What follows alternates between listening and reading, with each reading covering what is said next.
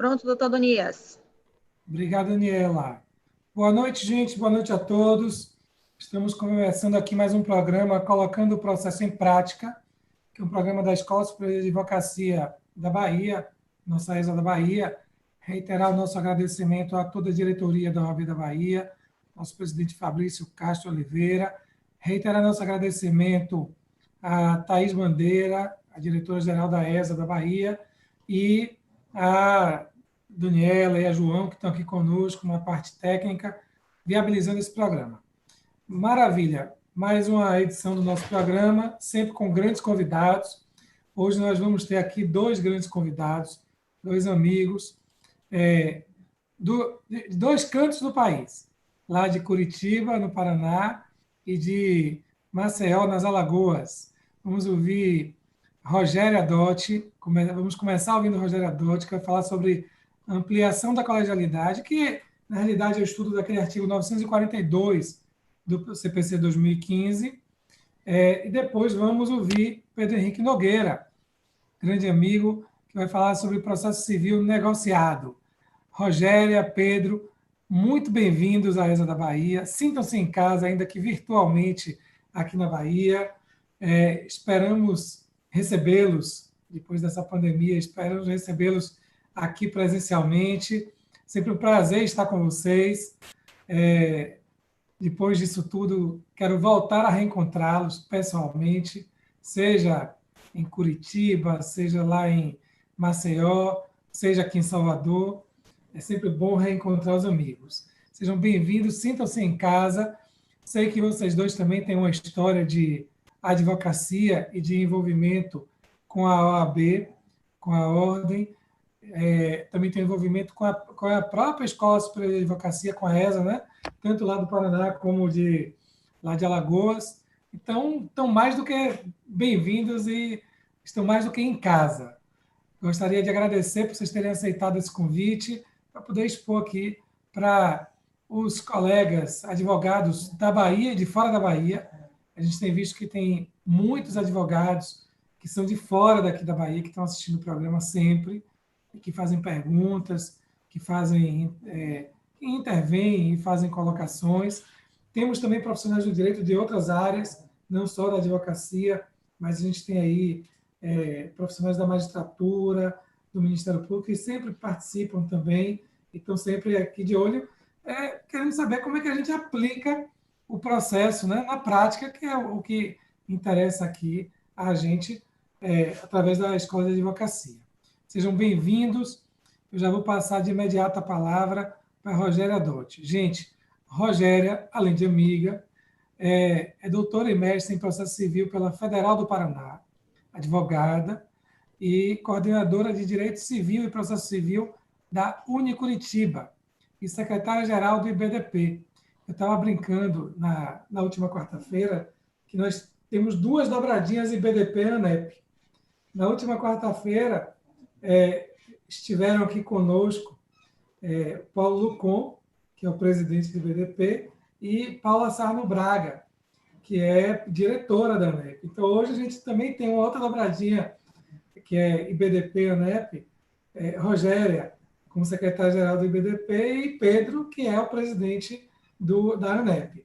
Rogéria, muito obrigado por ter aceitado o convite. A palavra está com você.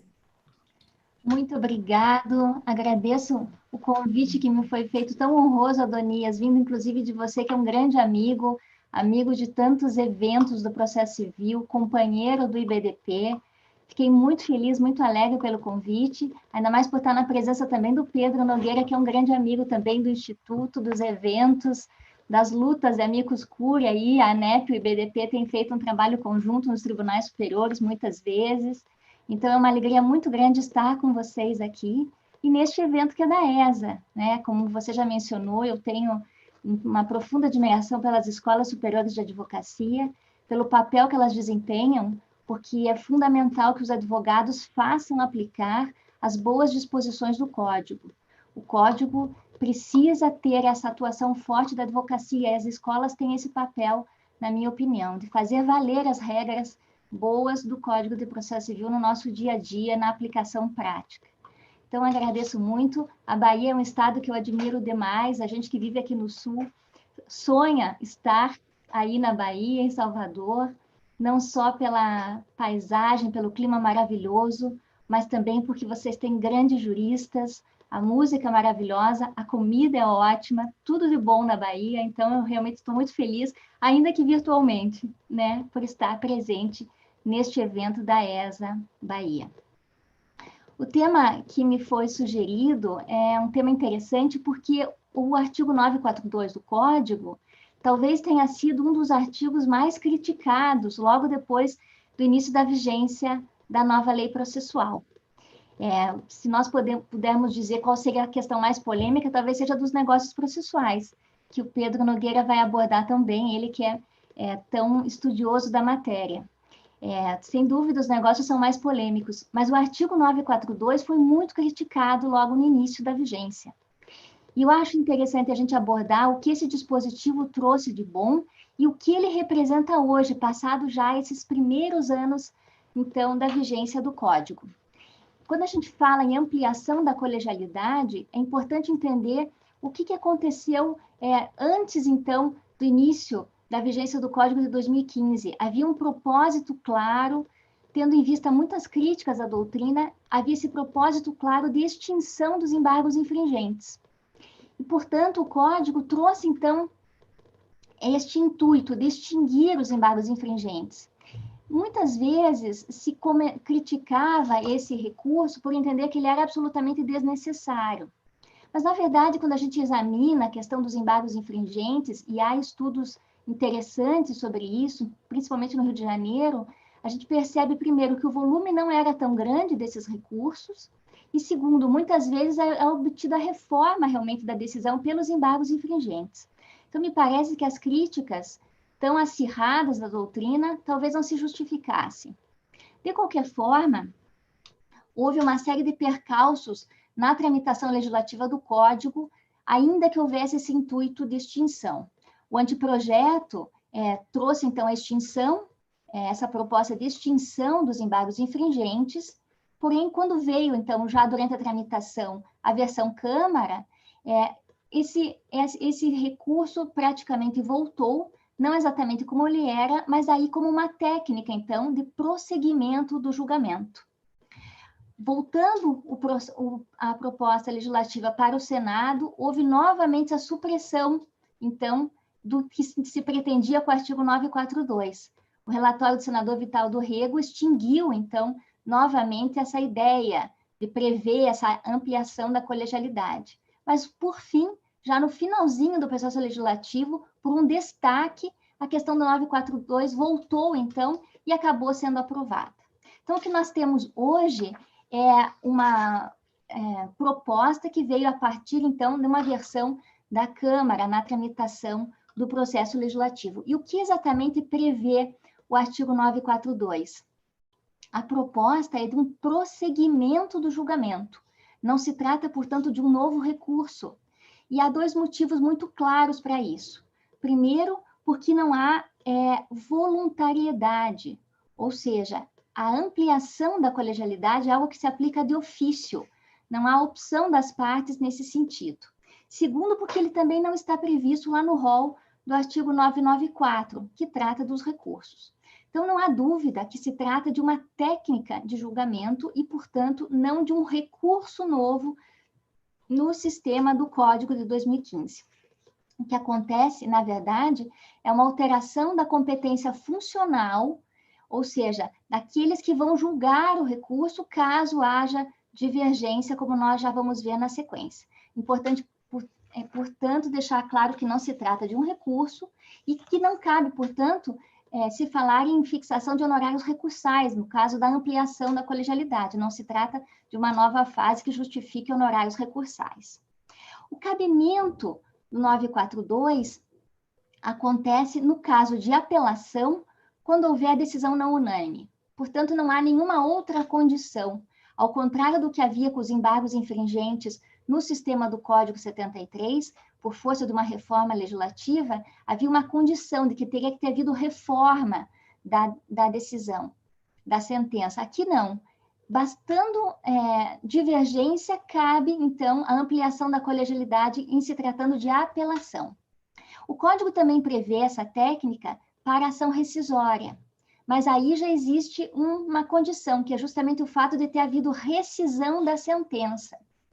O mais interessante em relação a essa previsão da técnica para ação rescisória é que a própria lei processual estabelece que o prosseguimento do julgamento vai acontecer perante o órgão de maior composição dentro daquele tribunal. Portanto, muda a questão de quem fará o julgamento, então, nos casos de ação rescisória, quando houver ampliação da colegialidade.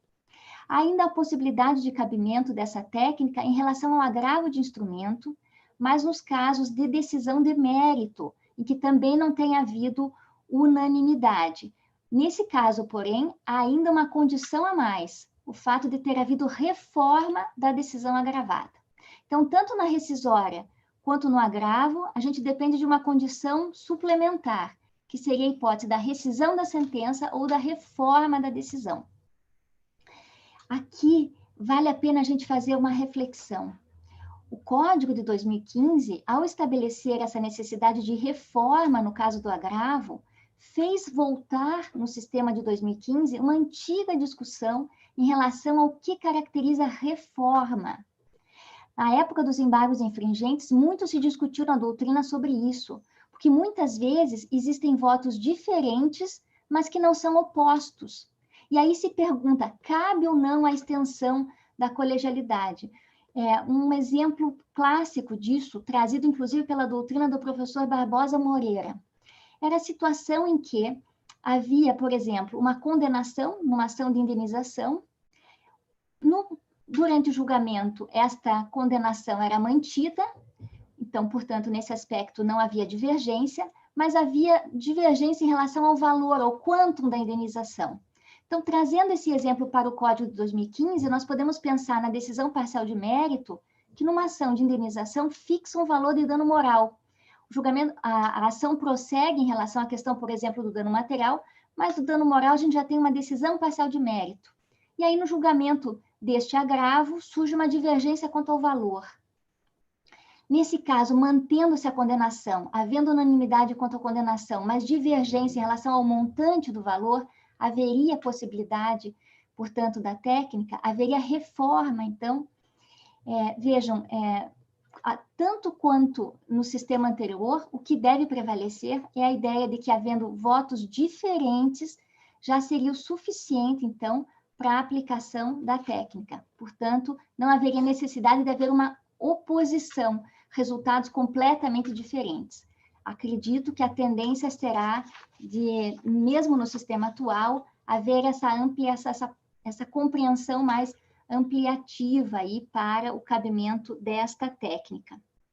A gente pode fazer algumas questões também em relação ao cabimento, quando a gente pensa nas situações, por exemplo, de reexame necessário ou de mandado de segurança, que eram situações que não admitiam no passado os embargos infringentes. Em relação ao reexame necessário, a lei hoje afasta essa possibilidade. O próprio artigo 942, no seu parágrafo 4º, estabelece que não se aplica, portanto, essa técnica na questão do reexame necessário. O legislador, portanto, positivou aquele que era o entendimento da súmula 390 do STJ. Mas em relação ao mandado de segurança, a situação é diferente. Embora houvesse também a súmula 169 do STJ, entendendo não serem cabíveis os embargos infringentes no processo de mandado de segurança, e ainda, apesar da vedação da lei do mandado de segurança, o artigo 25 da lei do MS afasta os embargos infringentes, hoje a tendência é se admitir a técnica da ampliação da colegialidade no MS. Isso porque já há, inclusive, um enunciado, que é o enunciado 62 do Conselho da Justiça Federal, entendendo que aquela vedação legislativa do artigo 25 da Lei do Mandado de Segurança, por falar de embargos infringentes, não se aplica a essa técnica de julgamento, que é algo completamente diferente, trazido, então, pelo artigo 942. Então, portanto, no MS, caberá, sim, a aplicação dessa técnica no julgamento da apelação. ponto talvez mais central das discussões a respeito do 942 é a questão dos limites dessa divergência. Afinal, o que é levado para a continuidade desse julgamento? Tudo ou apenas aquele capítulo do julgamento que foi objeto da divergência? Logo no início da vigência do Código, os processualistas se dividiram em relação a isso, houve várias opiniões divergentes, mas hoje já está praticamente pacificado o entendimento de que, como se trata do prosseguimento do julgamento, tudo pode ser reanalisado, então, quando acontece a extensão do quórum, quando são chamados os outros julgadores, né? Aqui não há o chamado fenômeno da devolução que acontece nos recursos, e, portanto, não se limita, então, a continuidade a esse capítulo objeto da divergência. Há uma importante decisão do ministro Vilas Boas Cueva, terceira turma do STJ, essa decisão foi proferida em novembro de 2018, é o RESP 1771-815. Nesse RESP se discutia justamente isso. Vejam que interessante, o Banco Santander interpôs o recurso especial em virtude de uma decisão do Tribunal de Justiça de São Paulo. Lá no julgamento de São Paulo, tinha havido uma unanimidade dos desembargadores em relação a uma determinada ponto da ação de prestação de contas e havia acontecido uma divergência que levou à extensão do quórum. Posteriormente, após essa extensão do quórum, um desembargador que havia votado naquela parte relativa à decisão unânime mudou o seu entendimento. E aí o banco interpôs o recurso especial dizendo, olha, pode rever os votos, mas não na relação à parte unânime. E esta decisão foi levada, então, ao conhecimento do STJ, que nessa decisão muito importante, entendeu que não, que é possível rever os votos, inclusive em relação à parte unânime, justamente porque se trata do prosseguimento do julgamento. Então, nós não estamos limitados a capítulos. Aliás, no Conselho da Justiça Federal, num dos encontros, foi inclusive proposto um enunciado nesse sentido de restringir, então, a técnica a um capítulo, aquele capítulo objeto da divergência, e isso nunca foi aprovado. Então, hoje, quando a gente fala em técnica do 942, a gente está permitindo a continuidade do julgamento em toda a sua extensão, em toda a extensão do recurso. Como eu disse, os que já votaram podem rever os seus votos, isso está expresso na lei, está lá no parágrafo 2º do artigo 942, e podem rever, inclusive, em relação à parte unânime. A questão que pode surgir agora é se, desaparecendo a divergência, vamos imaginar, o desembargador voltou atrás em seu voto, e, portanto, aquela divergência desapareceu. Se prosseguiria o julgamento com 5 desembargadores, uma vez que desapareceu a divergência. O entendimento é nesse sentido, há um enunciado, inclusive, do Fórum Permanente de Processualistas Civis, que é o enunciado 599, no sentido de que, mesmo que desapareça a divergência no prosseguimento, permanece o quórum ampliado de 5 desembargadores. Uma questão também que está gerando bastante discussão nos tribunais, inclusive aqui no Tribunal de Justiça do Paraná, há diferentes orientações entre as câmaras do mesmo tribunal. É em relação à sustentação oral. A lei prevê a possibilidade da sustentação oral nessa extensão, então, do quórum, ou seja, nesse prosseguimento do julgamento. Mas diz a lei que esse é um direito das partes de sustentar oralmente as suas razões perante os novos julgadores. E aí a questão que se coloca, objeto então dessa divergência que eu mencionei, é se é possível a sustentação oral apenas quando os julgadores que forem integrar o quórum não estiverem presentes no início da sessão, antes da divergência, ou também se ela é possível mesmo quando aqueles estavam presentes, então se repete a sustentação oral, uma vez que agora eles passam a integrar o quórum. Como eu disse aqui no meu estado, há bastante divergência entre as câmaras. A tendência é permitir a nova sustentação oral apenas nos casos em que os julgadores não estavam presentes, não estavam integrando o quórum julgador nessa primeira fase, ou seja, quando são julgadores que chegam realmente à sessão ou naquela mesma data ou em data posterior, sem ter assistido à primeira sustentação oral.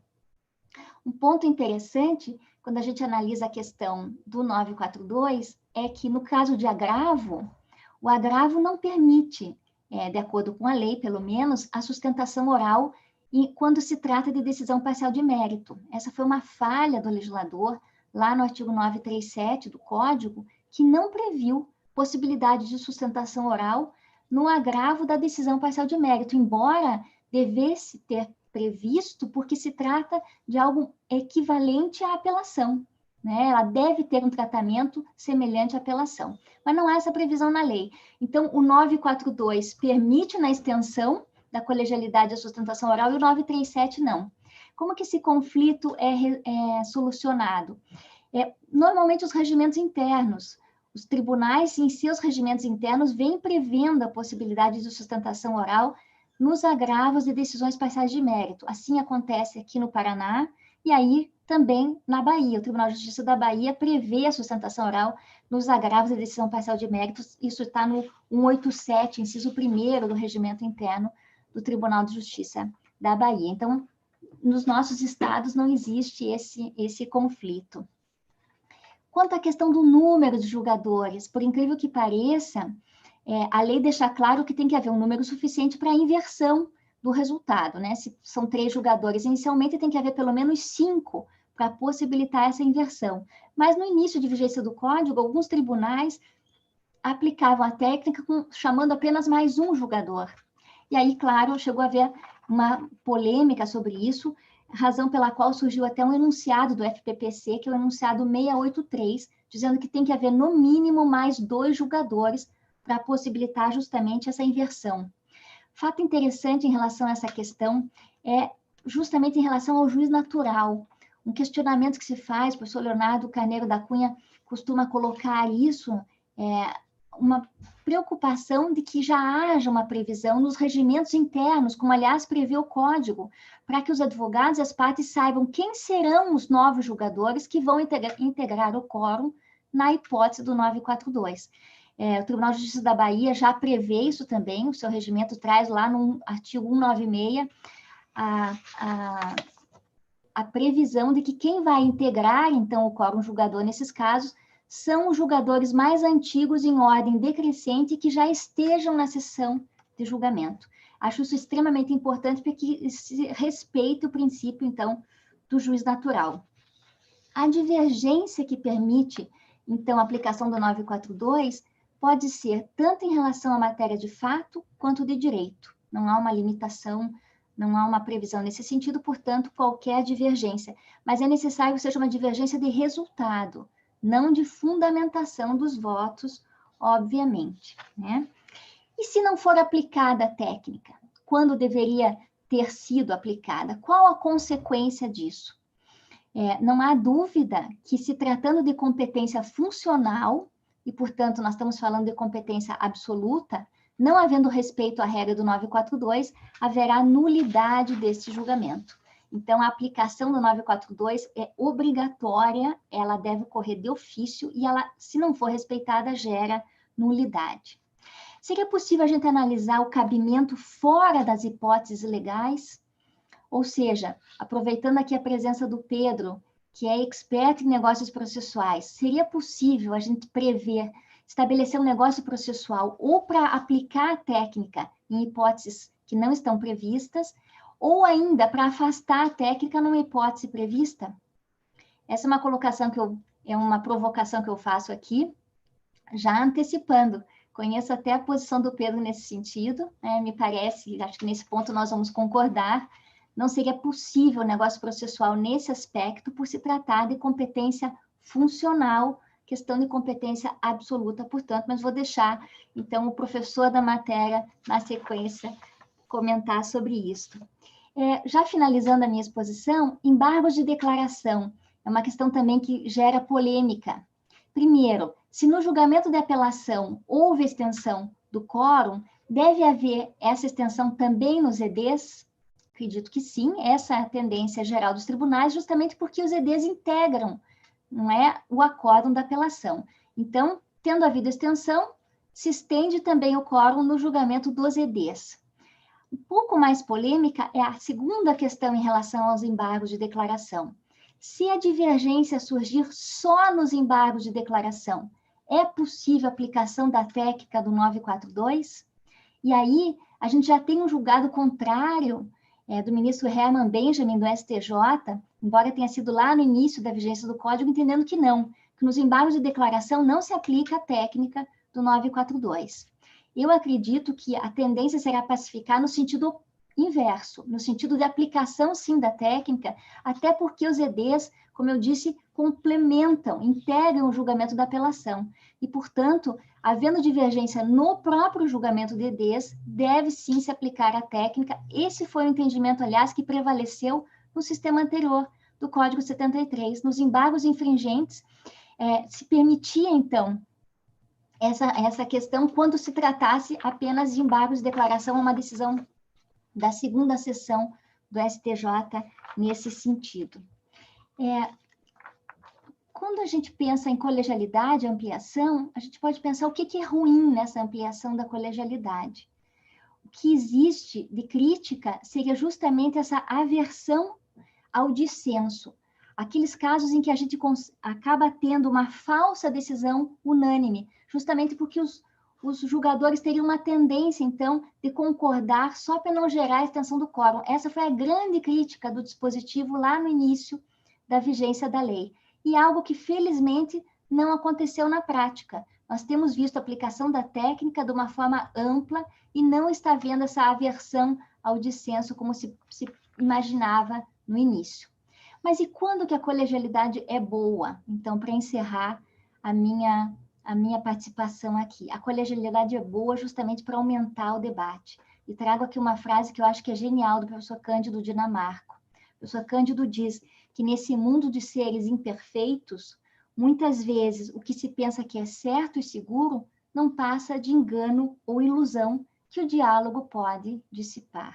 Então, a importância dessa ampliação da colegialidade me parece justamente nesse sentido, de permitir uma construção mais dialógica, então, das decisões judiciais. Me parece que todas as críticas que aconteceram ao 942 não eram tão justificáveis assim, pelo menos ele tem funcionado bem em muitos tribunais. Agradeço o tempo que me foi dado, a atenção aqui de todos, e agradeço muito o convite, me colocando à disposição depois para nós continuarmos aí o debate. Obrigada.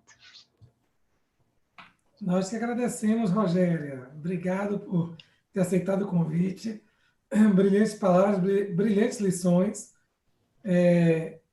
Sempre um prazer ouvi-la. Vi que você já provocou Pedro aí, né? Então, Pedro já vai começar com uma tarefa de responder essa pergunta. O tema é muito instigante, é um tema novo. Fiquei surpreso, positivamente surpreso. Quando você quiser vir advogar aqui na Bahia, está convidada também, porque você conhece o regimento interno do TJ aqui, como poucos, viu? Você conhece, sabe os artigos e tudo mais, que cabe sustentação e agravo, instrumento interposto contra decisão parcial de mérito, conhece o artigo que fala sobre a ordem dos desembargadores que devem figurar na ampliação da colegialidade, né? Então, está antenada com o nosso regimento interno.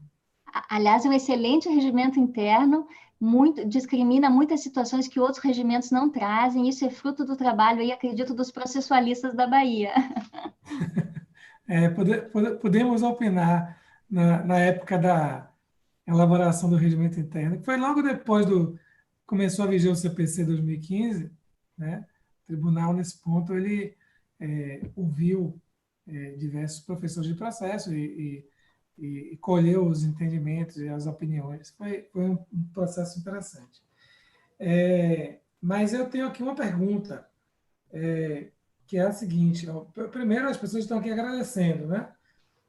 Pela sua palestra, sempre enriquecedora, pelo viés prático, né? Ou seja, é importante para a advocacia saber como é que funciona a ampliação da colegialidade e trazer questões que nem sempre estão assim, a gente não vê no dia a dia, ou a gente não vê todas elas, mas você fez um apanhado assim, conseguiu sintetizar dentro desse exíguo tempo, né? Então, isso enriquece muito a experiência para que a gente possa melhorar nossa atuação na advocacia.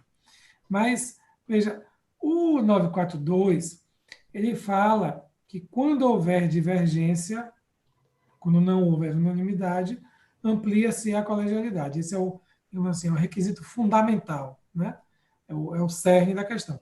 Que, como você bem colocou, no momento em que isso favorece o diálogo, né? A gente vai ter mais pontos de vista, mais debates sobre aquele tema, e não só sobre o tema em relação ao qual houve a divergência, mas sobre todo o tema que está sob julgamento por conta do efeito devolutivo do recurso, seja a apelação, seja o agravo, né? Ou até mesmo quando cabe na rescisória. Mas me diga uma coisa, a divergência seria só na conclusão ou a existência de divergência na fundamentação ensejaria a aplicação do 942? Porque eu sei que há essa discussão, né?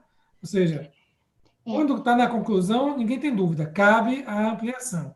E quando está na fundamentação, ou seja, os desembargadores concluíram da mesma maneira, mas por fundamentos diferentes, né? Caberia a ampliação da colegialidade? Me parece que não. Embora haja divergência na doutrina a esse respeito, me parece que o que vale para a aplicação da técnica é a divergência de resultado, ou seja, de conclusão. Mesmo que a fundamentação de um ou de outro voto sejam diferentes, não havendo disparidade no resultado, me parece que não é caso de aplicação da técnica do 942. Porque o que quis o legislador é facultar, então, a extensão do quórum quando existe um resultado que é divergente, não a fundamentação. Me parece que essa deve ser a tendência. Isso. Na realidade, eu trouxe a questão porque sei que existe a divergência, né? E porque a fundamentação das decisões judiciais no sistema do CPC, ela também ganha uma relevância muito grande, até porque ela pode, no futuro, embasar a formação de precedentes que poderão ser considerados vinculantes se estiverem naquele rol lá do artigo 927. Né? Então, às vezes, a gente vê que os três desembargadores estão julgando uma apelação, por exemplo, chegaram à mesma conclusão, mas chegaram por fundamentos diferentes. Às vezes, cada um deles deu provimento ou negou o provimento nesse caso, né, deu provimento por três fundamentos diferentes. Cada um deles acolheu, chegou ao mesmo resultado, mas por fundamentos diferentes, né? Então, há quem afirme, para os que nos assistem saberem, há quem afirme que, nesse caso, também seria possível aplicar a ampliação da colegialidade do 942. Né? Maravilha. Bom, quem tiver perguntas para fazer, a professora Rogéria ainda vai continuar aqui conosco. Quem tiver outras perguntas, eu vou passar agora a palavra para Pedro. Rogéria, muitíssimo obrigado pela sua participação, por ter aceitado o convite. Sempre é excelente estar com você. E que volte mais vezes, não só virtualmente, mas presencialmente à Bahia. Tá joia? Obrigado. Muito obrigada. Maravilha. Vou passar agora para meu amigo Pedro Henrique Nogueira. Fomos colegas no doutorado, não foi, Pedro? Nós dois lá na Faculdade de Direito da UFBA, você estudando negócios processuais e eu devido ao processo legal nas demandas repetitivas, ainda na vigência do CPC de 73, não foi? A gente estudou, a gente ainda fez doutorado ainda na vigência do Código Antigo. Pedro vai tratar, minha gente, do processo civil negociado. Pedro é pós-doutorando pela UFPE, doutor pela UFBA, como eu acabei de dizer, fomos colegas de doutorado. Você também foi a Portugal, não foi, Pedro? Na época do doutorado? Fez uma parte lá em Lisboa. Fale um pouquinho disso. Essa experiência que você foi, não foi? Com Paula Costa e Silva? Isso. Isso. Essa experiência bacana que a gente fez lá, que é cada um no seu momento, que a gente teve a oportunidade de ir estudar lá em Lisboa.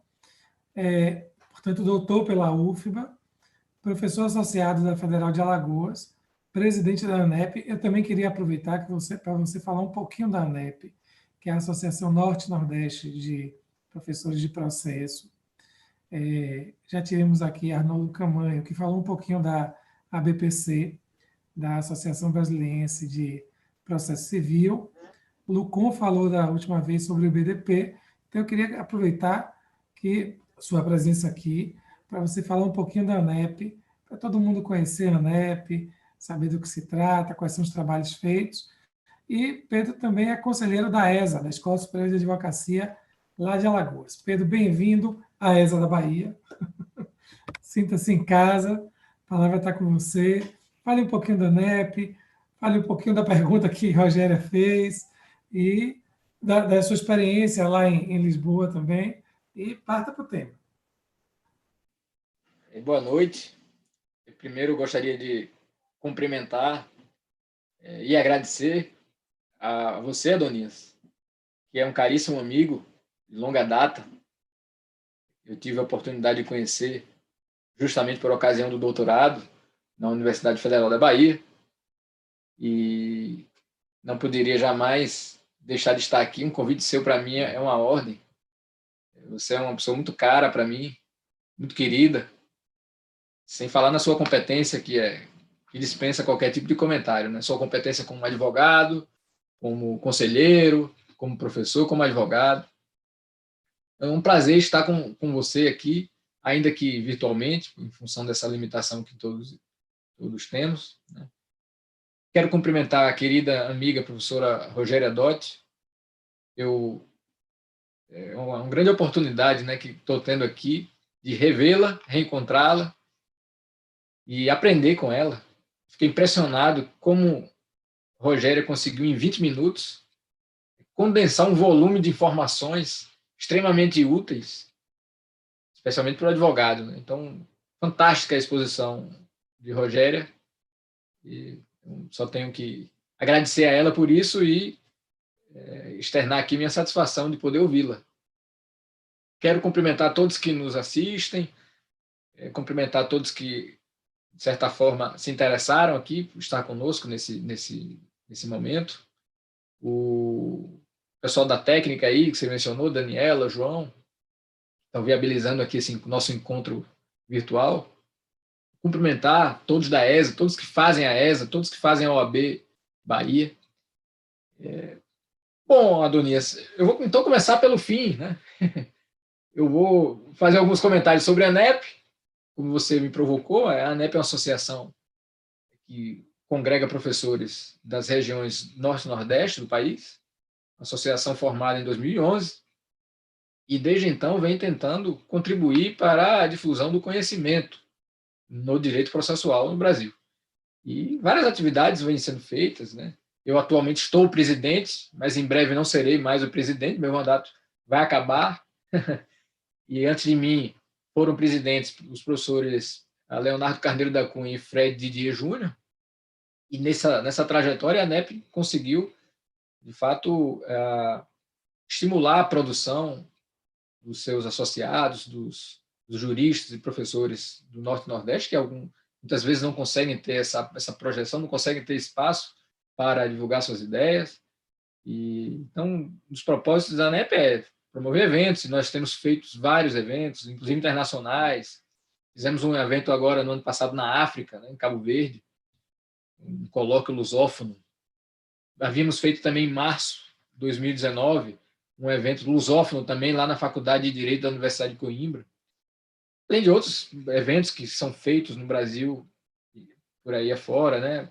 As publicações, as coletâneas que são organizadas pela ANEP também com o propósito de homenagear os professores do Norte e Nordeste, Camões de Passos, o Pontes Miranda, o Agnello Amorim Filho e outros que já foram também homenageados, Moura Rocha. Nós temos, então, esse propósito, né? A ANEP também, como já mencionou, inclusive, Rogéria, né? A ANEP tem participado em processos na condição de amicus curiae, tem promovido intervenções no sentido de colaborar aí com os grandes debates, né? né, nos processos, inclusive nos tribunais superiores. E é isso, a ANEP reúne amigos, professores e pessoas que tentam produzir conhecimento, e a nossa função justamente é tentar divulgar e estimular essa atividade, essa produção. E você, inclusive, é um dos membros fundadores da ANEP, né? Você também é membro da ANEP e é fundador da ANEP, já foi da diretoria, já compôs a primeira diretoria da ANEP. Então, imagino que seja muito fácil falar da ANEP para você também, porque a gente fala com carinho, com satisfação. E vou aproveitar aqui o gancho, já que você me oportunizou. A ANEP está promovendo um evento online a partir de amanhã, que é um congresso centenário Camões de Passos. Então, eu faço aqui um convite a todos que nos assistem para que se inscrevam no canal da ANEP e acompanhem o evento ao vivo no nosso canal no YouTube. Vai ser um congresso que o objetivo, é claro, é homenagear o Camões de Passos, que ele completaria esse ano, né, o seu centenário, e é um congresso que envolve dezenas de processualistas do Brasil inteiro, não só da região norte e nordeste, do Brasil inteiro. E um evento que a gente espera. Até agora nós temos muitos inscritos e esperamos que seja assistido por várias pessoas. Fica aqui, então, essa dica, esse convite a todos aqui que nos assistem. E a partir de amanhã pela manhã, começa o nosso congresso Centenário Camões de Passos. Amanhã é às 9 horas, né, Pedrão? 8 horas. 8 horas, como é 8 a horas. mês de abertura. Mês de abertura, 8 horas. Minha participação às 10. É 8 horas, gente, amanhã, no canal do YouTube, não é isso? Da ANEP. ANEP é com 2 N's, é ANNEP. Você sabe que uma das coisas que eu acho curiosas e interessantes sobre a ANEP é que a fundação, não sei se o Rogério sabe disso, mas a ANEP foi fundada nas docas de Belém, né? A ata foi assinada lá nas docas. Eu lembro que de lá eu trouxe aqui para Salvador para registrar. Verdadeiramente na mesa de um bar. Porque, não no sentido metafórico, diga-se de passagem. Isso, no sentido literal. Foi real.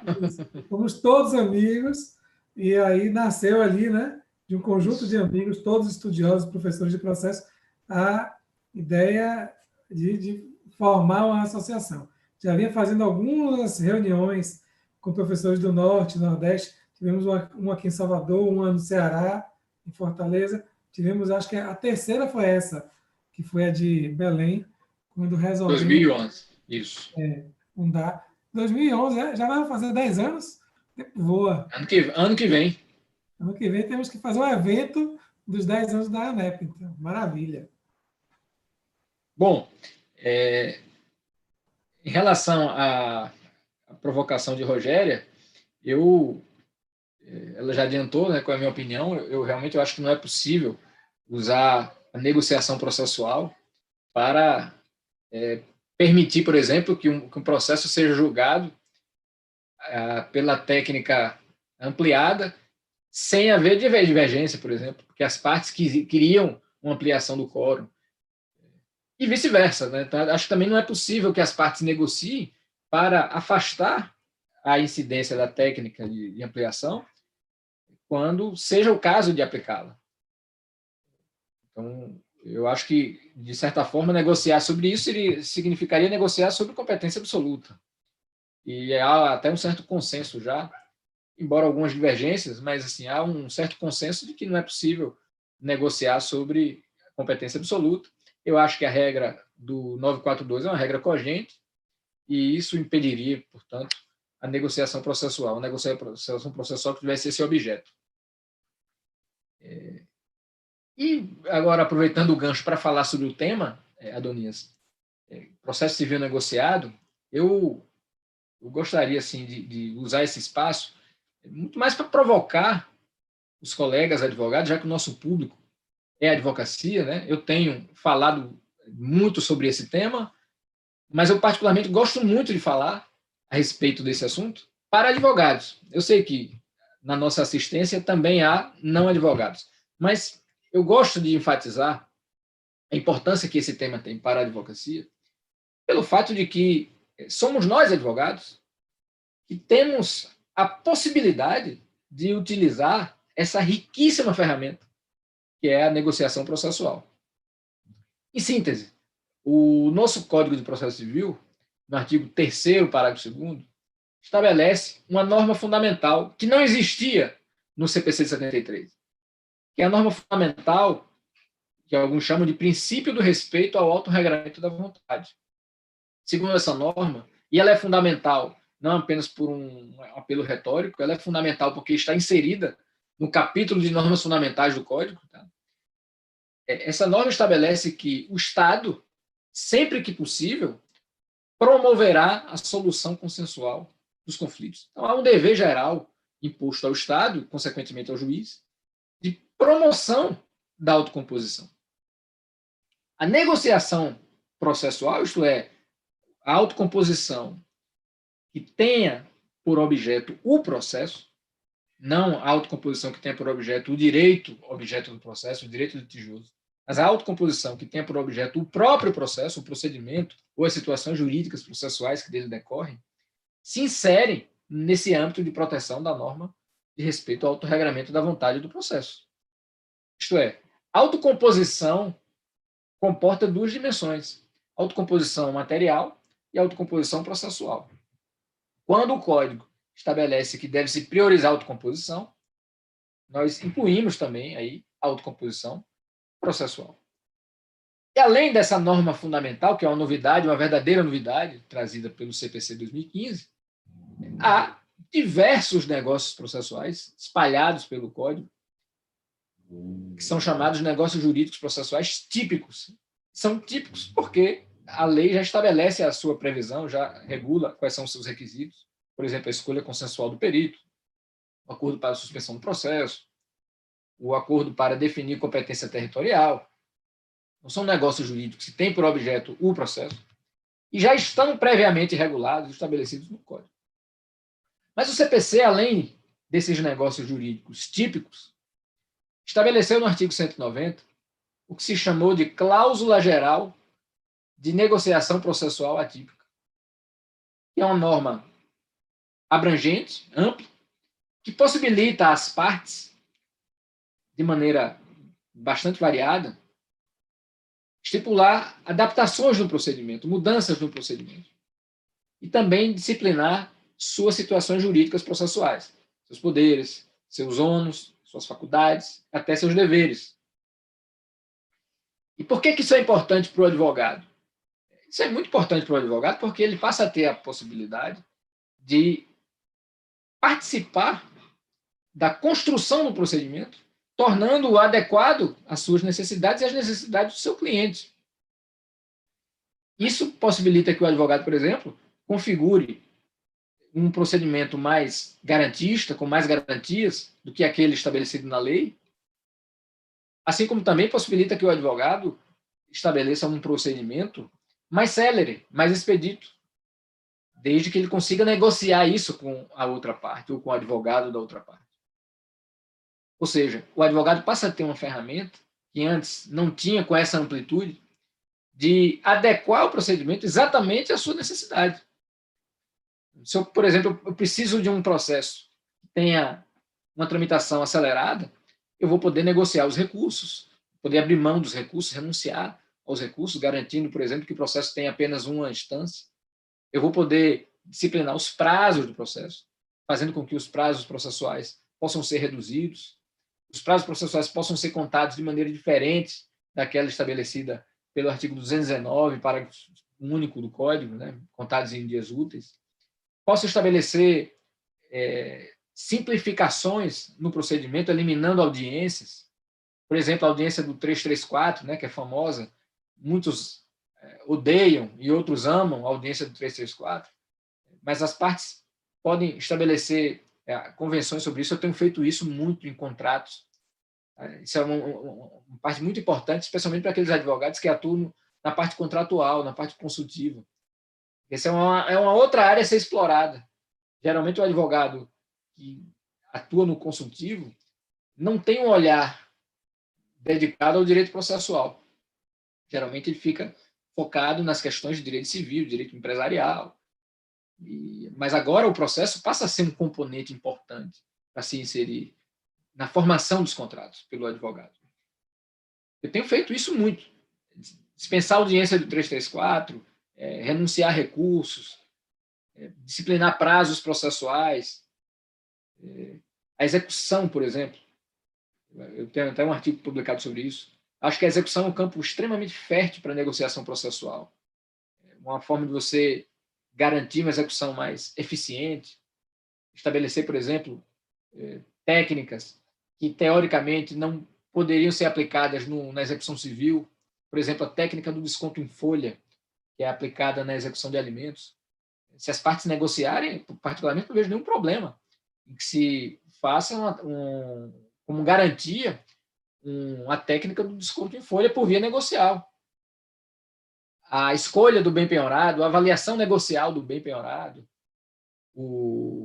isso é extremamente interessante quando você deseja, já na fase de execução, estabelecer, por exemplo, um acordo sobre o direito material. Eu fiz isso já várias vezes. Então, você estabelece, por exemplo, um acordo com a parte, estipula um parcelamento da dívida, mas, em contrapartida, você exige garantias processuais. Essas garantias são aquelas que vão assegurar, caso haja o inadimplemento, que essa execução futura será mais rápida do que a execução convencional prevista na lei. As provas do processo são um campo também extremamente fértil e desperta também muito debate doutrinário.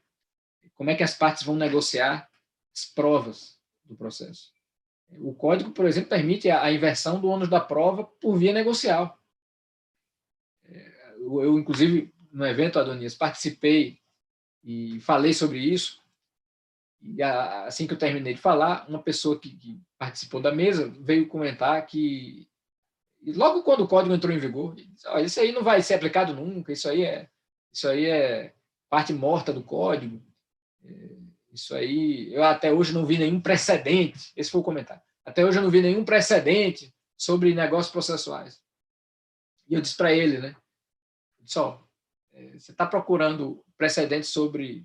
Se você está procurando negócios processuais, você está procurando no lugar errado, porque o negócio processual só vai ser objeto de um precedente, primeiro, se ele der errado, né? Então, é o primeiro pressuposto. Aquilo que você negociou vai ter que ser descumprido.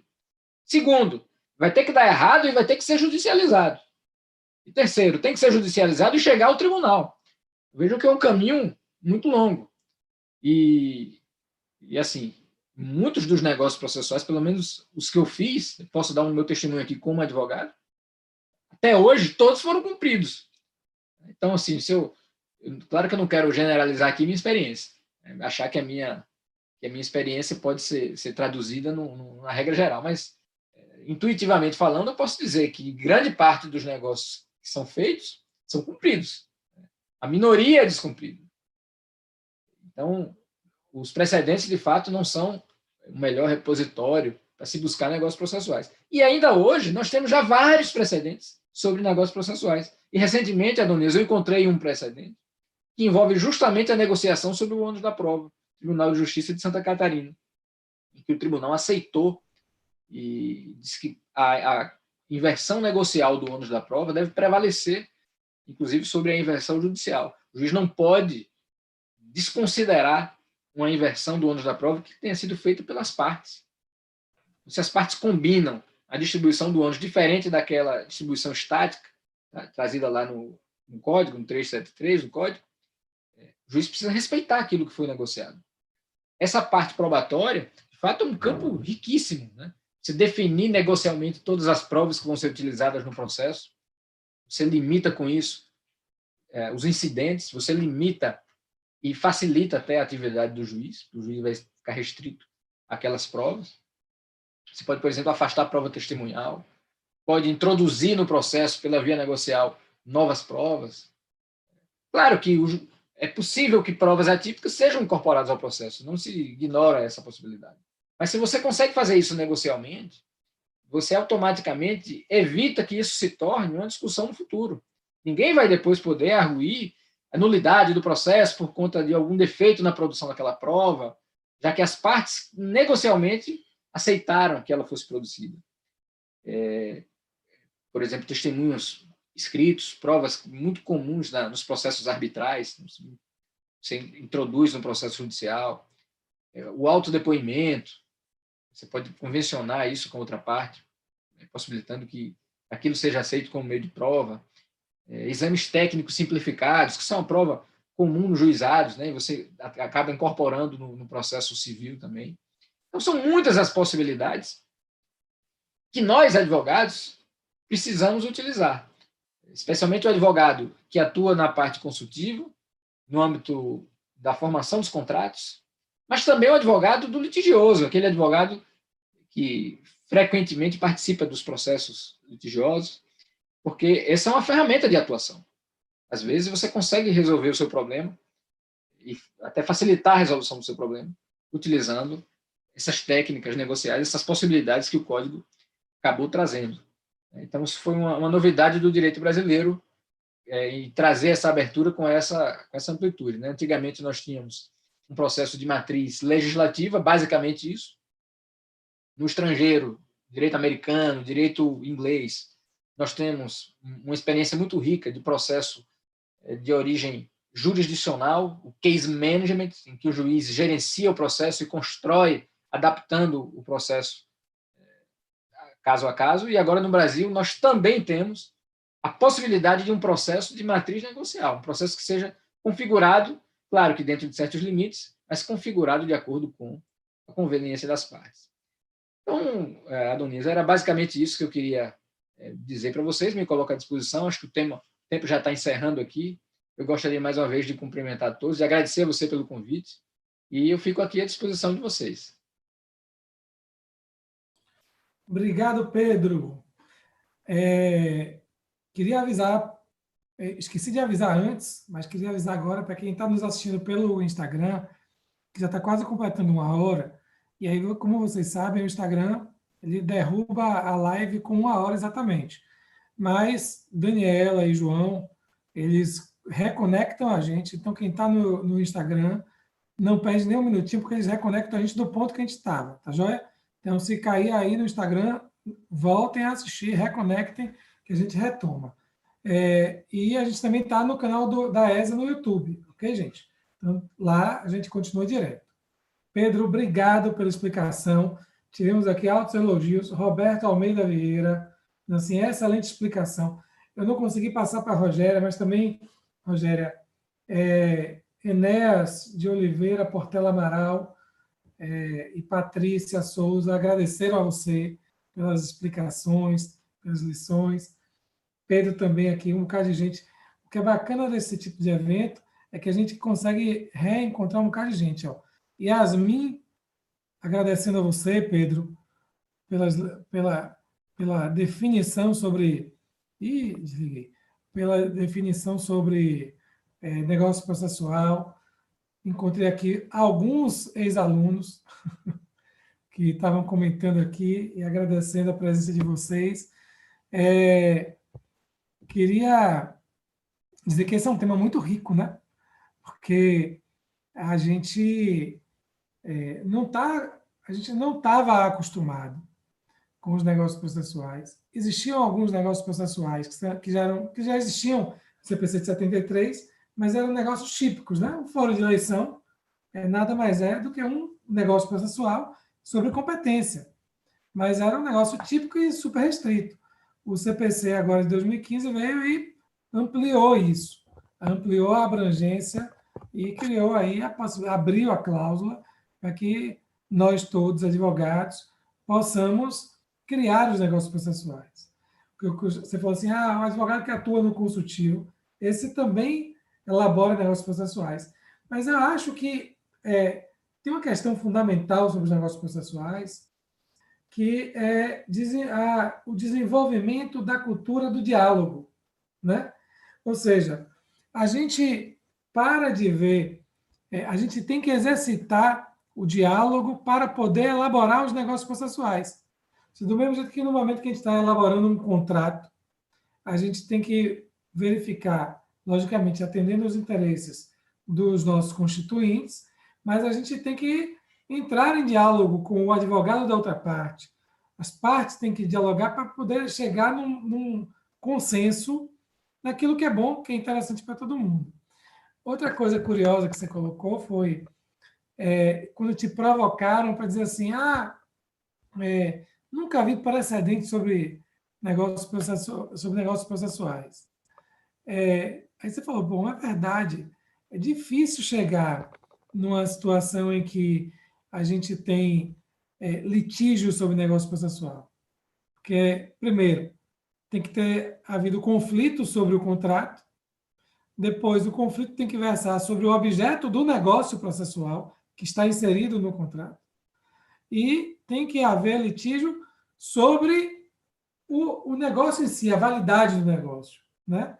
Então, porque, veja, uma coisa é a questão de fundo do negócio processual, é aquilo que é objeto que está regulado. Outra coisa é a validade e a eficácia desse negócio. Para que o negócio processual em si seja objeto do conflito, você tem que passar por muitas etapas. E outra coisa, veja, precedente sobre negócio processual, que o negócio processual faz com que você construa o seu processo. Porque você fala assim, para mim, para essas partes, nesse contexto aqui, o processo tem que se desenvolver dessa maneira, com esses ônus, com esses deveres, com esses direitos.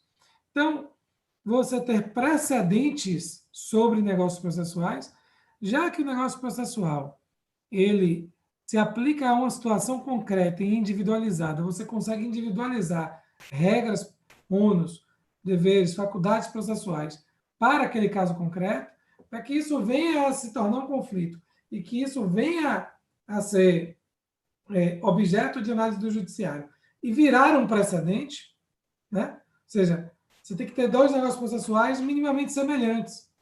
Você mencionou, no caso da distribuição do ônus da prova.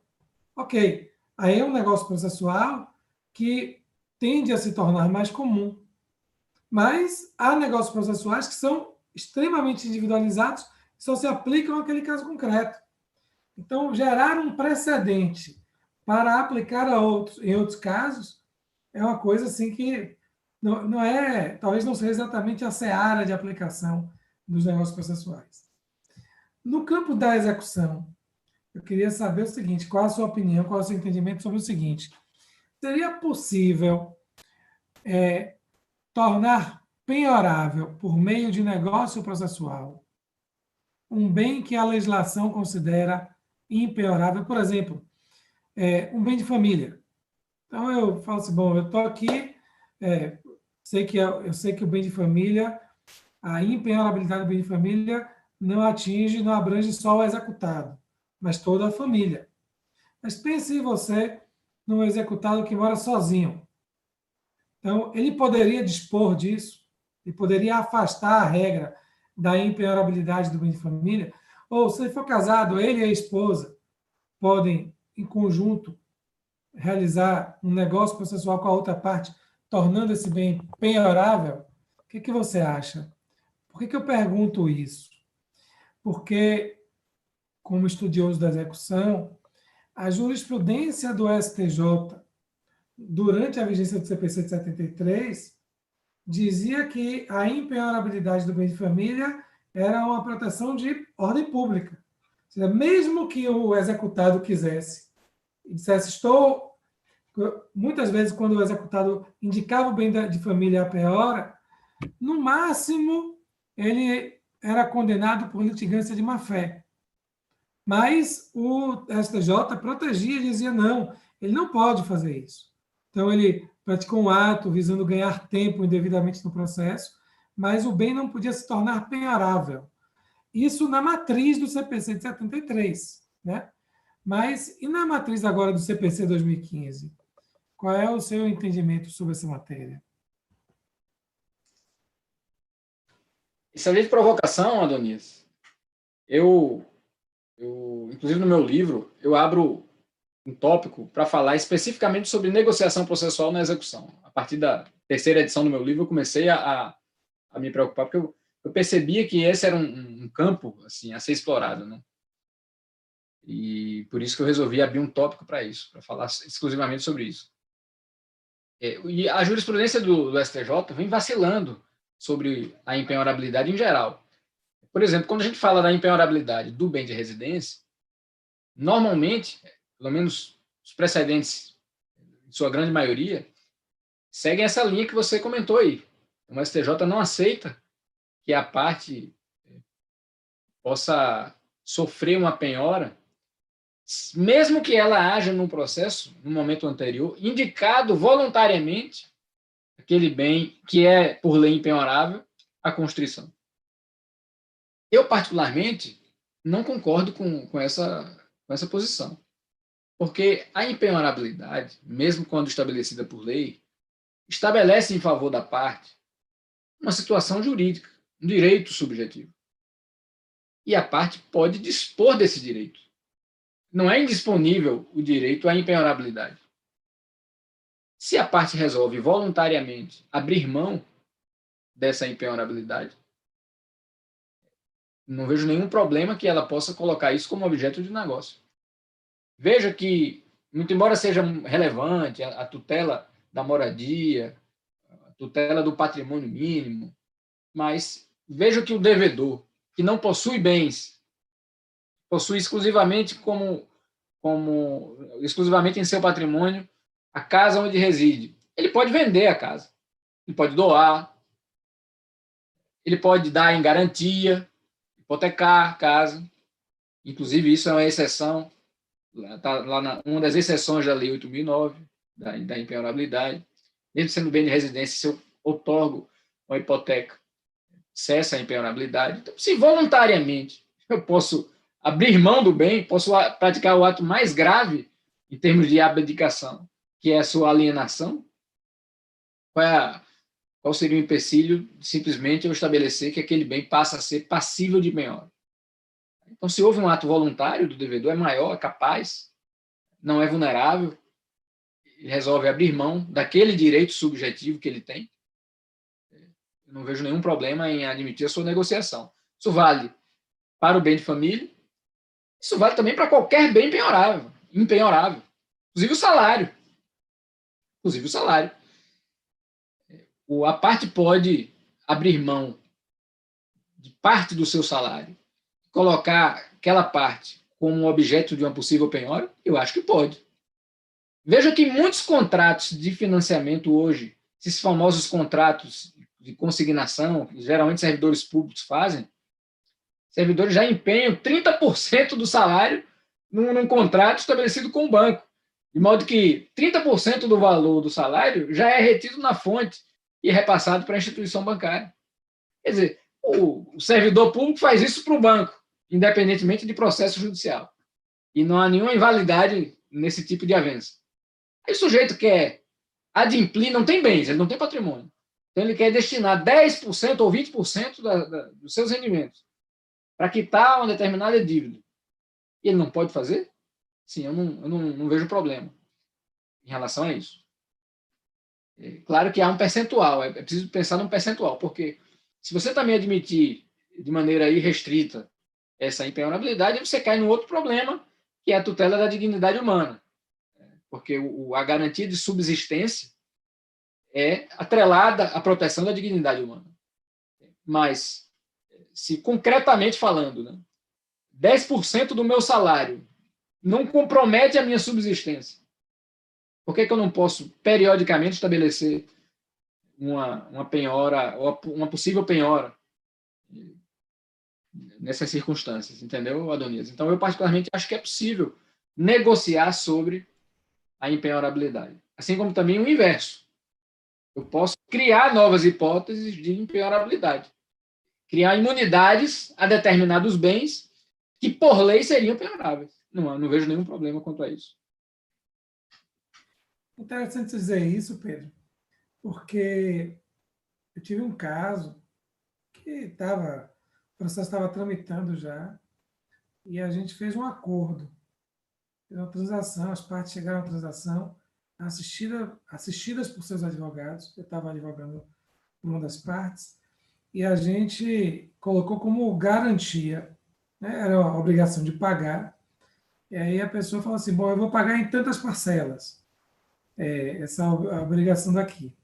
E aí a gente colocou uma cláusula na transação dizendo o seguinte: essa pessoa, ela, entre os rendimentos dela, ela tinha um benefício do INSS, já uma aposentadoria. E aí ela falou assim: não, para garantir, eu coloco o benefício que eu recebo do INSS. Se eu não pagar, então pode piorar o benefício do INSS. Inclusive, indicou o número do benefício e tudo mais, e colocamos uma cláusula que tornaria isso penhorável. Ela tinha outras fontes de renda, e que o juiz oficiaria diretamente o INSS, no caso de eventual descumprimento, né, do acordo, para o INSS já descontar ali, já fazer o pagamento diretamente ou em conta judicial ou em prol da outra parte, que nada mais é do que um negócio processual sobre impenhorabilidade, né? Porque a gente está dizendo assim, ó, o benefício previdenciário, a pessoa não sobrevivia só daquilo, ela mesma reconhecia isso, e ela estava abrindo mão, negociando para dizer assim, ó, eu coloco isso como garantia. Se eu não pagar aqui a transação, então pode começar a debitar de lá. Que seria um exemplo disso. Felizmente, não precisamos usar essa garantia para poder testar se esse negócio processual ia ser considerado válido ou não. Mas o juiz homologou. Fizemos a transação em juízo, no curso do processo, e o juiz chegou a homologar, ou seja, a priori, ele não reconheceu ali uma invalidade naquela cláusula, né? Que tornava penhorável o benefício. Ô, Dionísio, me permita só um comentário rápido. Claro. Isso que você falou é muito importante, esse exemplo que você deu, porque mostra, e eu tenho observado isso, o efeito dissuasório dos negócios processuais. Às vezes, e a gente não percebe isso, porque isso é um efeito psicológico. Às vezes, a parte é levada a adimplir justamente pelo receio gerado por conta dos negócios processuais que são colocados nos contratos. Então, você não precisa descumprir, porque a parte acaba se motivando a adimplir. Então, veja, que uma coisa é eu ter um contrato de mútuo com obrigações definidas, sem qualquer tipo de garantia para o credor. Outra coisa é eu ter um contrato de mútuo que estabelece de maneira específica que há um bem que vai ficar vinculado à satisfação daquela dívida, que há uma parte do meu salário, por exemplo, que o trâmite do futuro processo será mais rápido, mais acelerado. Então, isso vai certamente motivar o devedor a pensar 2 ou 3 vezes antes de inadimplir. Então, isso é outro efeito, né, que a gente acaba não mensurando, porque é um efeito meramente psicológico, mas que é importante. Né? Isso, na negociação, faz toda a diferença. Inclusive, no que diz respeito às vantagens que o devedor pode obter com isso. Porque ele pode barganhar uma condição melhor do ponto de vista do direito material em função dessa garantia, porque tudo é negociável. O devedor vai dizer, não, tudo bem, eu estou te garantindo aqui, estou te dando um percentual do meu salário, mas vamos reduzir os juros, vamos reduzir a multa, vamos reduzir o valor da prestação, porque você está tendo mais garantias do que o habitual, por exemplo. Então, tudo isso passa a ser colocado na balança também. Rogéria, fique à vontade, que eu estou vendo que você está assim, tá com o microfone no mudo e está assim, falando, concordando, discordando, pode tirar o microfone do mudo e participar. Sobre os dois temas. Essa colocação do Pedro me parece muito, muito importante. O fato do receio por ter a previsão no contrato, o receio da pessoa que leva realmente a cumprir daí a obrigação. Acho que isso é fundamental. A advocacia não tem aproveitado tudo que deve em relação aos negócios processuais. Concordo com o Pedro, é um campo importante aí para exploração ainda, né? E Pedro, me diga uma coisa, os dois, né, Pedro e Rogério, vocês acham que caberia negócio processual tácito, ou seja, não expresso? Por que eu estou perguntando isso? Por causa de um caso concreto. Não foi aqui na Bahia, não foi, não, eu não advoguei nesse caso, mas vejam, em um determinado estado da federação, vejam que coisa curiosa, uma parte ajuizou uma ação já na vigência do CPC 2015 e indicou como procedimento a ser adotado um procedimento cautelar do CPC de 73, que não existe mais. Aí a outra parte não se insurgiu contra isso. Simplesmente contestou no prazo de 5 dias, que era o prazo previsto para as cautelares lá no CPC de 73.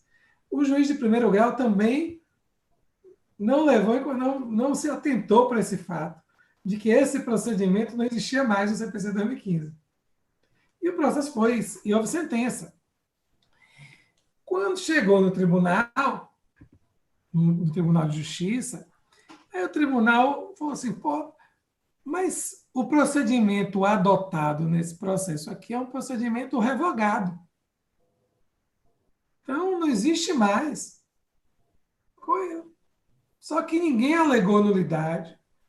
O juiz de primeiro grau também tocou o processo normalmente.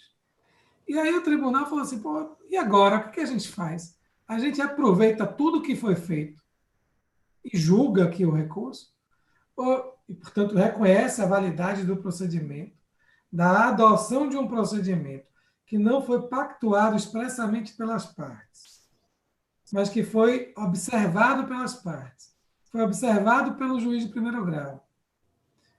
Sem nenhuma previsão expressa, as partes não sentaram e pactuaram, o juiz, inclusive com o juiz, eventualmente, né? Não houve nada disso. E aí o tribunal se depara com essa questão e o acórdão diz assim, bom, foi adotado um procedimento revogado, que não está previsto na legislação, ninguém alegou nulidade, entendemos que houve um negócio jurídico processual tácito, admitindo a aplicação do procedimento previsto pelo CPC de 73 e hoje em dia já revogado. Mas como ele foi seguido à risca, então nós entendemos que houve um negócio processual tácito. Eu olhei assim e falei, meu Deus do céu, negócio processual tácito estabelecendo um procedimento. Aí eu falei, não é possível. Aí eu tratei dessa questão uma vez numa aula de pós sobre isso, para ver o que os alunos achavam. Mas qual é a opinião de vocês? Vocês acham que cabe? Ou seja, se a gente pegar aqui um procedimento previsto pelo CPC de Portugal, e a gente fala assim, aplicando, porque nesse caso, não foi de Portugal, foi aqui do Brasil, mas ele fala assim, é o procedimento cautelar de não sei o quê, e aí conforme artigo tal do CPC. E aí, só que era o CPC de 73, já revogado. E aí, no final, o juiz de primeiro grau aceitou, o tribunal aceitou, e aplicaram um procedimento não previsto e não negociado expressamente. O que vocês acham aí dessa situação?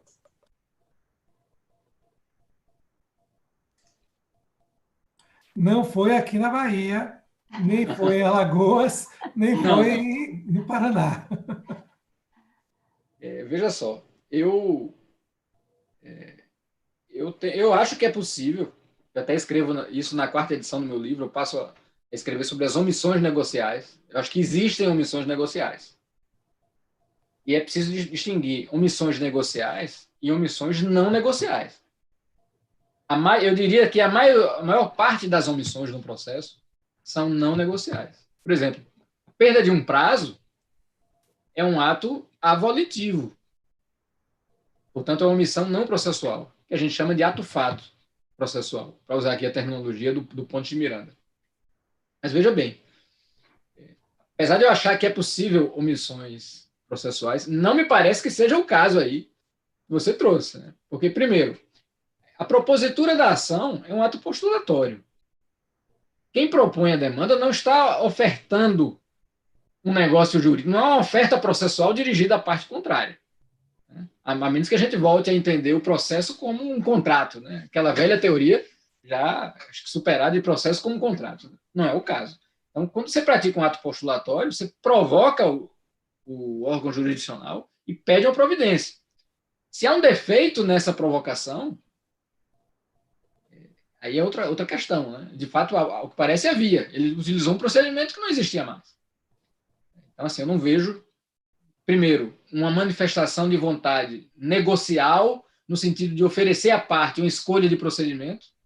Segundo, eu não vejo a simples omissão do réu em não contestar esse ponto específico do procedimento como uma aceitação dessa pseudo-proposta, mas eu acho que o juiz acabou acertando, né? Porque isso aí vai se resolver com a regra do prejuízo, né? Então, se o processo, mesmo completamente atípico, atingiu sua finalidade, os atos processuais alcançaram sua finalidade, a sentença de méritos foi proferida, ninguém reclamou, ninguém invocou prejuízo pela adoção desse rito baseado numa lei revogada, me parece que não é possível invalidar o procedimento, mas por esse motivo, não porque se trate de um negócio jurídico processual por omissão. Essa é a minha opinião, tá? Não sei o que a Rogéria pensa. Eu penso que quando se fala em negócio processual, concordo com o Pedro, tem que se pensar numa manifestação de vontade e também numa manifestação de vontade com orientação, com instrução a respeito daquilo que está sendo negociado. Então, eu poderia aproveitar esse exemplo para trazer também a situação dos negócios processuais em que uma das partes não está assistida por advogada, não foi orientada a respeito das consequências legais daquele negócio processual que ela acaba de fazer num contrato, por exemplo. Então, me parece que é pressuposto da validade haver manifestação de vontade, como muito bem colocou o Pedro, e que essa vontade esteja orientada, ou seja, esteja claro. Não parece que nesse exemplo estivesse claro para essas partes que não estava mais em vigor esse procedimento, né? Então, havia, claro, aí um erro em relação a essa postulação e a tudo que aconteceu na sequência. Denise, posso fazer uma pergunta a Rogério sobre o tema dela? Claro, aqui, ó, eu sempre digo, eu não disse hoje para todo mundo, mas eu sempre digo, nosso programa é sério, mas não é sisudo. Então, fique à vontade. Rogério, eu gostaria de te ouvir. É uma questão mais simples. Como é que você vê o problema da aplicação ou não da técnica de ampliação da colegialidade quando a divergência diz respeito apenas a um capítulo da decisão? Em função dessa divergência, ocorre a ampliação e, consequentemente, o julgamento ampliado. Em seguida, vem a interposição de embargos de declaração, mas a omissão invocada pela parte diz respeito não a uma questão, não a um capítulo, podemos dizer assim, relacionado à divergência, mas a um capítulo ou uma parcela que foi decidida, podemos dizer assim, teoricamente não é possível dizer isso, mas assim, uma parcela daquilo que foi resolvido de maneira unânime. Por exemplo, vou concretizar aqui para facilitar. Imagine uma ação de indenização em que a Câmara do Tribunal, por unanimidade, reconhece a obrigação de indenizar, mas diverge quanto ao valor da indenização. Vem a aplicação, vem o julgamento ampliado e, em seguida, o acordo. A parte interpõe embargos de declaração, mas provoca o tribunal para que ele examine um determinado fato que diz respeito à obrigação de indenizar, que, teoricamente, não foi objeto de nenhuma divergência. Como é que você enxerga a competência aí? Seria do órgão ampliado para decidir esses embargos de declaração ou a Câmara, ou turma?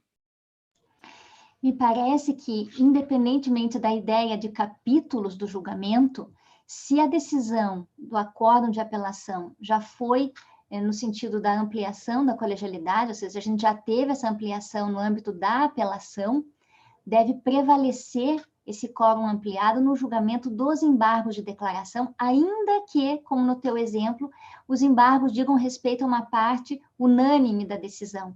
Porque como a gente está falando no prosseguimento do julgamento, né, a gente não consegue, pelo menos, não, esse é o entendimento da doutrina hoje, e a jurisprudência caminha tranquilamente nesse sentido, de não separar mais capítulos de julgamento para fins de aplicação da técnica do 942. E, portanto, não fazê-lo também em relação aos embargos de declaração. Os embargos integram a decisão da apelação. Então, me parece que vai haver essa necessidade do quórum ampliado, mesmo quando os EDs dizem respeito a uma parte não unânime, porque o julgamento da apelação já teve essa ampliação do quórum.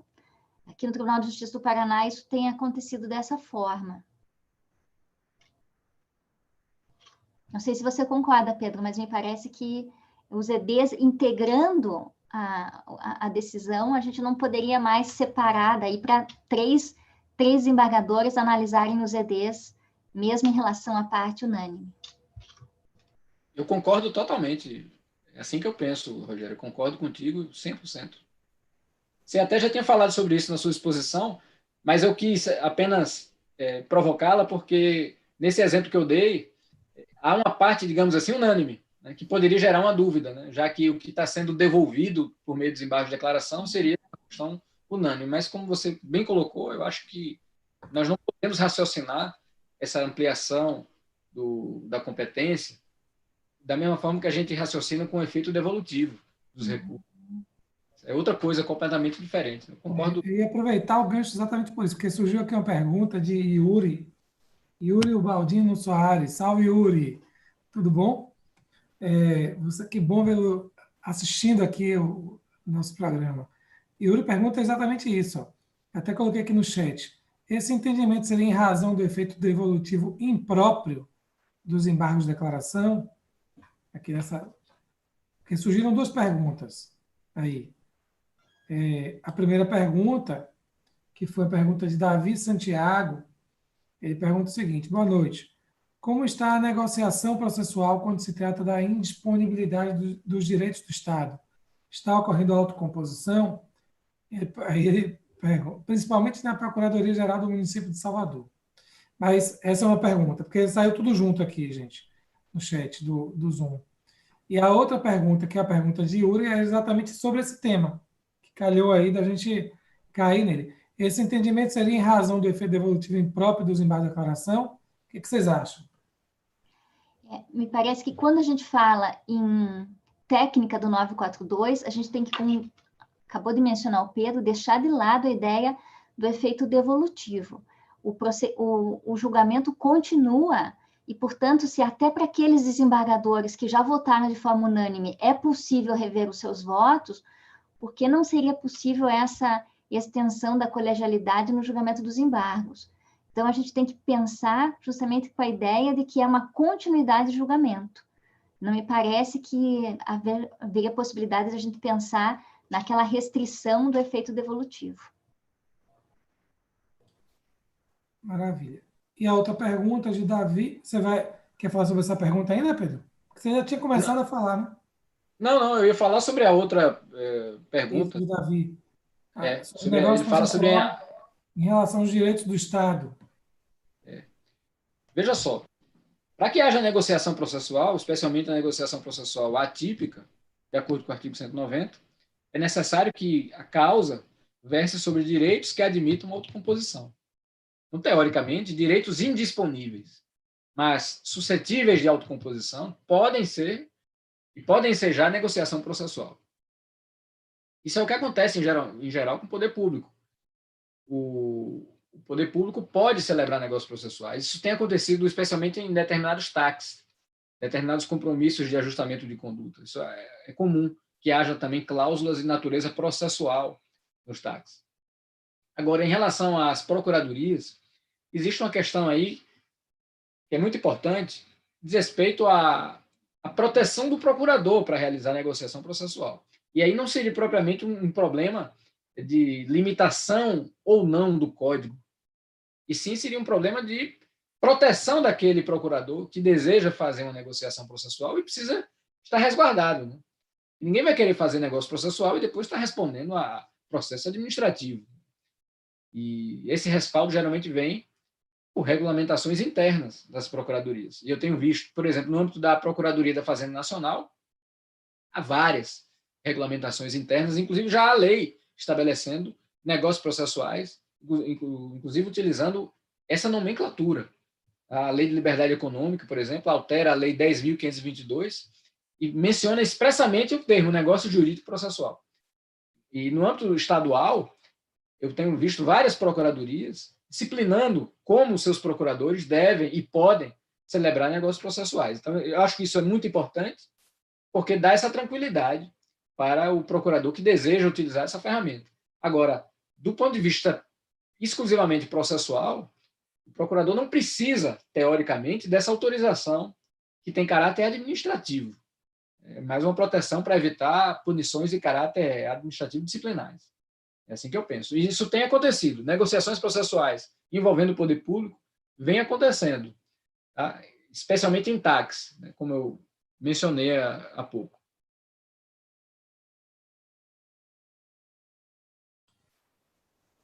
Registrar o agradecimento aqui, tanto Yuri como Davi agradeceram aqui pela resposta. Eu queria agradecer a vocês por terem aceitado o convite. Brilhantes exposições, são temas relevantíssimos, as pessoas comentaram aqui, que são relevantes para o exercício da advocacia, não só para a advocacia, né? Mas para os deslindes dos conflitos, importante para o judiciário, importante para o Ministério Público, enfim, para todas as profissões jurídicas. Queria renovar o agradecimento por terem aceitado esse convite, terem vindo virtualmente à Bahia para poder falar de ampliação da colegialidade, para falar sobre negócios processuais, e que sintam-se sempre bem-vindos aqui, sempre acolhidos, e que, quando tudo isso acabar, essa pandemia acabar, que a gente possa se ver presencialmente e vocês possam vir. Acho que vocês nos brindam com a presença de cada um de vocês aqui. O debate foi muito bom. Vou passar a palavra para cada um, para vocês encerrarem. Antes disso, eu queria informar todo mundo que vamos ter na próxima quarta-feira, nós vamos ter aqui Alexandre Câmara, que vai falar sobre precedentes, súmulas e aceleração do processo, e nosso amigo Frederico Keuler, que vai falar sobre precedentes e a efetividade da prestação jurisdicional. Então, na próxima semana, vamos ter aqui Câmara e Fred Keuler falando sobre processo. Mas, Rogéria, muito obrigado. A palavra está com você para se despedir. Flávia Rio, que é professora aqui também, já esteve aqui conosco, está aqui dizendo, excelente, Yasmin também, Eliseu, dizendo aqui temas de grande relevância, grande importância. Você sabe o que é bom, se tem uma coisa boa nessa pandemia, é que a gente consegue trazer vocês para cá, sim. Todo mundo consegue ouvir vocês. Curitiba, de Maceió, São Paulo, Rio de Janeiro, Minas Gerais, daqui da Bahia. Já tivemos também aqui professores daqui da Bahia falando sobre o processo. A gente consegue reunir todo mundo, essa turma boa, para poder tratar desses temas. Rogéria. Eu quero agradecer, foi um prazer imenso para poder revê-los, poder rever o Pedro, que fazia muito tempo que eu não via, poder voltar a conversar com você. Adonias, temos conversado um pouco mais, até por causa do IBDP, mas é realmente uma satisfação poder estar aqui discutindo com vocês temas tão relevantes de processo civil. E, assim, desejar muita saúde, muitas alegrias para todos aí que estão nos assistindo da Bahia, do Brasil. A Bahia, que é a terra de muita fé, né? A Bahia é maravilhosa, a Bahia é a terra das divergências, todos convivendo com muita fé, que a gente possa ter aí com fé um futuro melhor, que passe logo esse período difícil e que a gente possa voltar a se reencontrar presencialmente. Obrigada mesmo.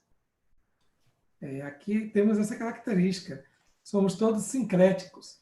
Quando se ouvia falar em processo sincrético, aqui a Bahia é a terra do sincretismo, né? Cultural, religioso. Aí, engraçado, porque primeira vez que eu ouvi falar assim, um modelo sincrético de processo, aí eu falei assim, mas o que será? Deixa eu entender o que é sincretismo, né? Porque eu, como soteropolitano, como baiano e soteropolitano, eu cresci ouvindo falar que a Bahia era um lugar de sincretismo, né? Mas aí isso sempre soou para mim muito natural, mas eu nunca tinha parado para pensar o que era sincretismo. E aí, quando veio essa coisa, no CPC de 73 ainda, sincretismo processual, eu falei, o que é sincretismo mesmo? Eu fui lá estudar a origem da palavra, que remete a Creta, na realidade.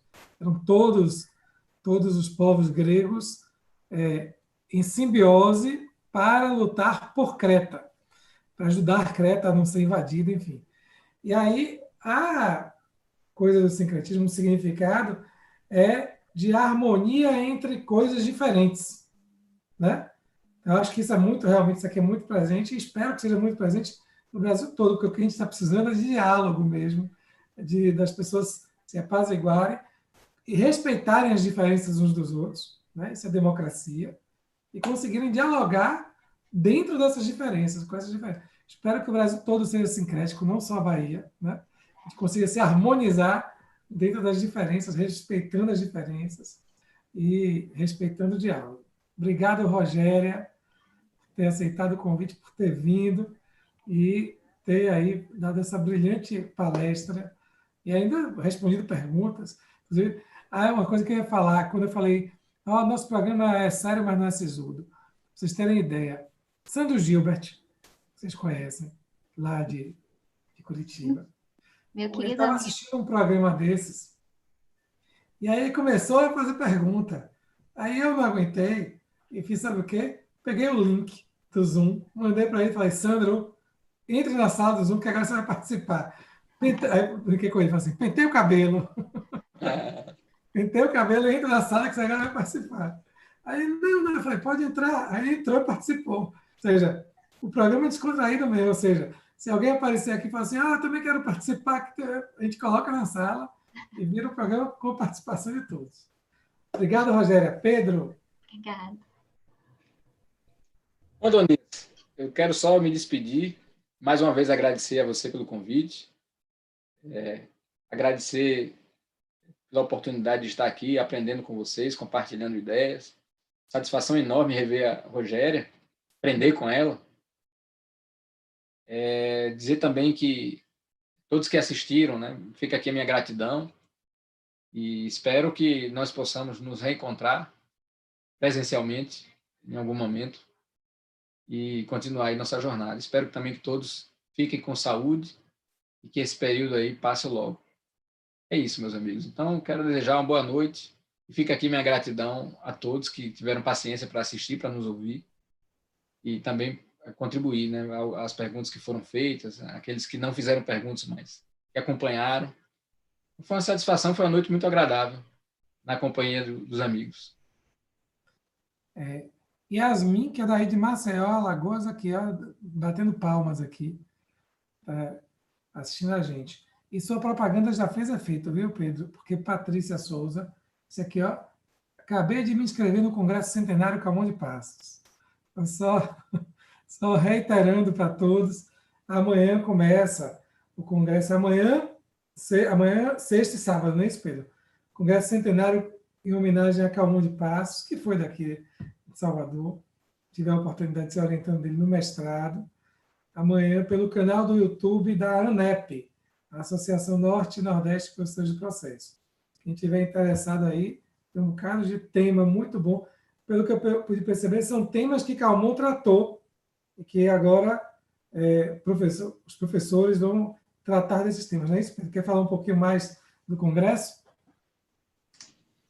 O Congresso tem como objetivo o mote, né, homenagear o Calmon. Claro que os temas foram selecionados em função da produção do Calmon de Passos. Ele praticamente escreveu sobre, acho que quase tudo, né, no processo. E uma vasta produção de artigos, livros, e por isso o Congresso foi formatado dessa maneira, né? Claro que com o olhar atual, o olhar do novo CPC, mas sempre tendo como um ponto, pelo menos um ponto de partida ou um ponto de contato, o pensamento do professor Calmon de Passos. Essa é a ideia. É assim que a gente achou por bem homenageá-lo, né? Registrar aqui também a participação da Paula Sarno Braga, né, que é a nossa vice-presidente, sua conterrânea, baiana, que também está à frente aí, a Gabriela Espósito, estão à frente também desse congresso, fazendo um excelente trabalho, e a gente espera que seja um congresso bem proveitoso para todos. O congresso é gratuito, tá? Então, quem tiver interesse, acessa lá o canal da ANEP, deixa lá também um like, aproveita, já deixa um like, se inscreve e passa a acompanhar o conteúdo que vai ser disponibilizado, não só esse evento, mas futuramente também outros eventos, vídeos e demais conteúdos que venham a ser disponibilizados lá no canal. Adonias, se me permite, Eu gostaria de me unir aí a essa homenagem ao professor Calmon de Passos, lembrando que nos comentários que ele fez ao Código, então, de 73, ele fez um agradecimento especial a 3 professores, o professor Galeno Lacerda, o professor Humberto Teodoro Júnior e o professor Ovídio Batista da Silva. E ele disse que ele fazia esse agradecimento porque eles haviam aberto o caminho, ajudando-o a pensar. Eu acho isso tão bonito no sentido da gente agradecer aqueles que abrem o caminho, que nos ajudam a pensar, ainda que seja para divergir, mas que vieram antes de nós. Então, faço aqui a minha homenagem, não só ao professor Calmon de Passos, muito merecida homenagem, mas à própria ANEP por estar fazendo esse evento. Parabéns, Pedro, muito legal.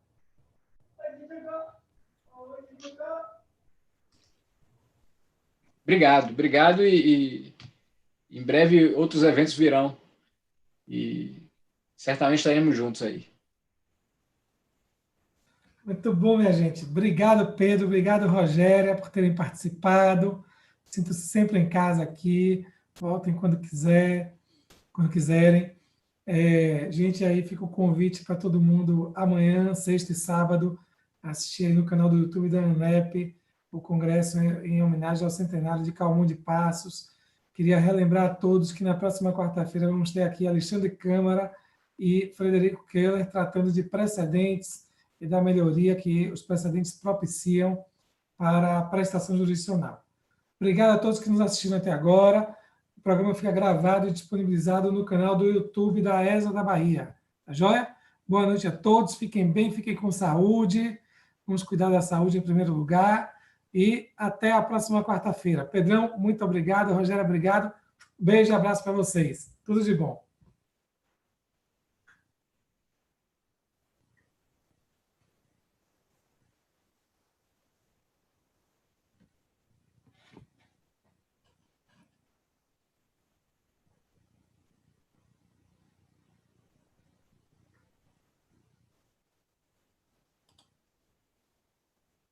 Daniela, João.